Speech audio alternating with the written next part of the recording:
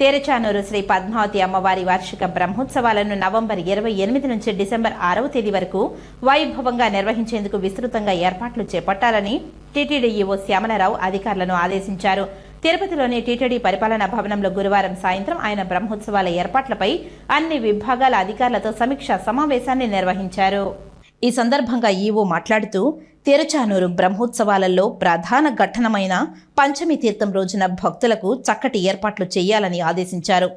Holding పాయింట్లలో ఉండి వేచి ఉండే భక్తులకు సౌకర్యవంతంగా మంచినీరు, అల్పాహారంతో పాటు మరుగుదొడ్లను కూడా అందుబాటులో ఉంచేలా ముందస్తుగానే ప్రణాళికలు చేసుకోవాలని తెలిపారు. హోల్డింగ్ పాయింట్ వద్ద అవసరమైన సిబ్బందిని అందుబాటులో ఉంచాలని అన్నారు. ఆరోగ్య శాఖ అధికారులు పారిశుద్ధ్యం విషయంలో జాగ్రత్తలు తీసుకుని స్థానిక పంచాయతీ అధికారులతో సమన్వయం చేసుకోవాలని తెలిపారు. వైద్య విభాగం అధికారులు ప్రథమ చికిత్సా కేంద్రాలను, అంబులెన్స్లను ఏర్పాటు చేసి అవసరమైన సిబ్బందిని అందుబాటులో ఉంచాలని అన్నారు. సెక్యూరిటీ విభాగం అధికారులు సీసీ కెమెరాలను, అవసరమైనంత సిబ్బందిని ఏర్పాటు చేసుకుని స్థానిక పోలీసులతో సమన్వయం చేసుకోవాలని ఆదేశించారు. భక్తులందరికీ అన్నప్రసాదం విరివిగా అందేలా చర్యలు చేపట్టాలని అన్నారు.